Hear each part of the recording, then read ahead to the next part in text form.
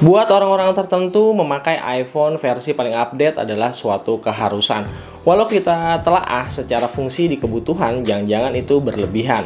Misalnya berlebihan saldonya atau jangan-jangan berlebihan limit kartu kreditnya. Halo semua, Stepian dari channel Teknozaidi. Video kali ini saya mau sharing soal iPhone 13 Pro dikurang 1 yang dari pertama saya beli sekarang umurnya udah 1 tahun pemakaian. Kalau ditanya apakah masih oke, jelas kalau iPhone ya masih oke banget. Orang iPhone XR aja masih tinggi hype-nya sampai saat ini. Saya pribadi mutusin masih lanjut pakai iPhone 12 Pro dan untuk sementara nggak upgrade ke iPhone 13 Pro. Karena sekarang saya juga pakai Samsung Galaxy Z Flip 3 sebagai tandemnya. Jadi untuk saat ini kebutuhan saya masih sangat bisa dihandle sama kedua smartphone ini. So iPhone 12 Pro buat saya masih sangat powerful, seenggaknya sampai hari ini. Yuk cek videonya. Brand sebesar Apple yang kita kenal sebagai raja segala macam inovasi teknologi ternyata bisa mentok juga. Kalau boleh jujur, ini bikin boring secara user experience. Kalau soal OS emang nggak ada keraguan, semuanya udah setuju kok kalau iOS itu OS yang 2 jempol. Apalagi kalau kita workflow-nya ada di dalam ekosistemnya. Tapi menurut saya iPhone 12 series masih jadi iPhone dengan hype yang lebih tinggi ketika sama-sama pertama kali dirilis. Saya termasuk dari sekian banyak orang yang terhipnotis sama desain bezel kotaknya iPhone 12 series. Kelihatan sesuatu yang benar-benar mewah dan beda dari pendahulunya. Sementara kalau iPhone 13 series cuma tinggal nyontek dan nerusin aja. Dimensinya juga antara 12 Pro dan 13 Pro cukup identik. Bedanya di bobot 13 Pro yang beratnya lewat dari 200 gram, efek pakai baterai yang lebih gede. Sementara 12 Pro lebih ringan 15 gram. Jadi secara fisik keduanya identik alias copy paste. Buat yang bilang kalau layar iPhone 13 Pro adalah pembeda paling utama, menurut saya bisa iya, bisa juga enggak. Iya, karena 13 Pro punya ProMotion 120 Hz, sementara 12 Pro hanya pakai 60 Hz aja. Praktis dipakai buat scrolling sosmed, iPhone 13 Pro bisa terasa jauh lebih smooth. Tapi apakah serta-merta bikin layar iPhone 12 Pro jadi jelek? Jawabannya tentu aja enggak. Layar OLED XDR di iPhone 12 Pro hampir nggak punya beda buat soal visual quality dan responsivitas. Jadi walau bukan yang paling baru, tapi tetap masih ada di jajaran top notch kelas flagship. Jangan lupa, ProMotion 120 Hz cuma bisa dinikmatin kalau kita beli varian Pro.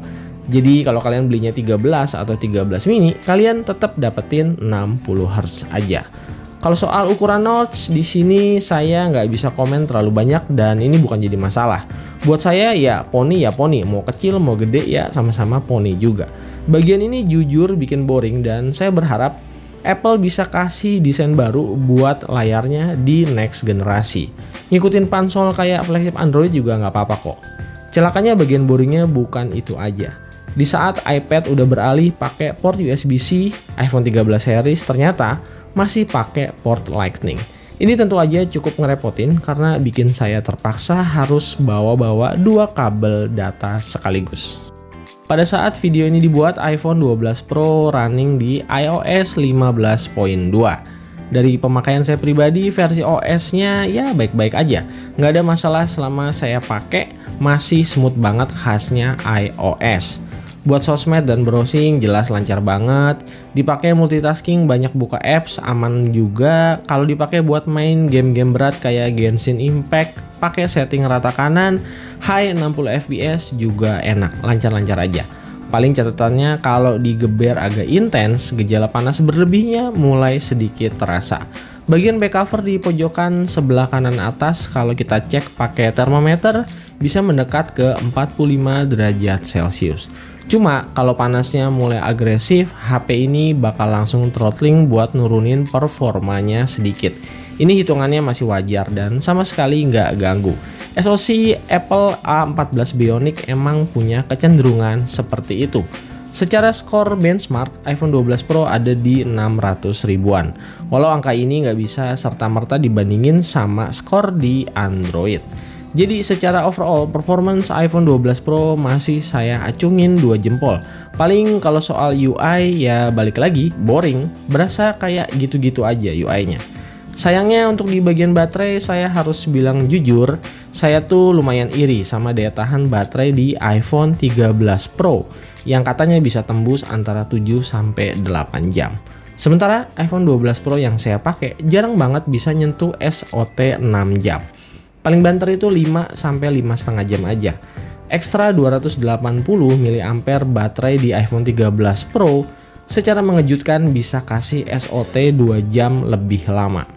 So bagian ini saya harus akuin kalau iPhone 12 Pro wajib banget bawa powerbank atau charger kalau mau dipakai di skala medium to heavy.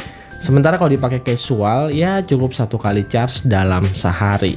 Soal pengisian baterai karena dua-duanya sama-sama nggak dapat charger bawaan, setahunan ini saya pakai charger aftermarket dari McDodo yang support Power Delivery 2.0. Charger ini juga punya dual port dan ada indikator voltase plus ampere meter. Selama belinya original, charger ini aman buat iPhone kalian. Setahunan saya pakai, baterai health saya masih ada di 92%. Buat yang minat sama charger ini bisa cek link pembeliannya di bawah. Kalau ngomongin iPhone, wajib banget hukumnya buat ngomongin kamera. iPhone 13 Pro emang bawa cukup banyak upgrade di kameranya. Sebut aja sensor shift OIS, terus lensa tele yang sekarang jadi 3 kali optical zoom.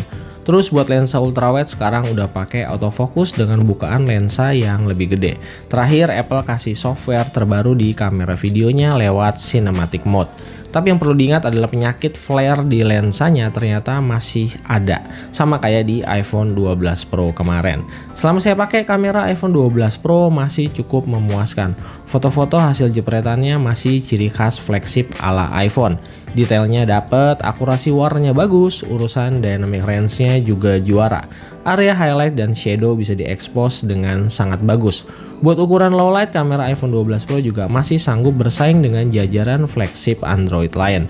Yang terasa agak kurang paling di lensa ultrawide yang nggak bisa difungsiin sebagai kamera makro, efek absennya autofocus. Buat bikin video yang stabil, OIS di kamera iPhone 12 Pro juga masih bagus banget buat ngeredam guncangan. Videonya masih bisa kasih detail yang tajam plus dynamic range dengan warna yang juga luas. Nggak lupa resolusi maksimal kamera depan dan kamera belakangnya bisa 4K 60fps plus jaminan hasil IG story kalian pastinya anti burik-burik gelap.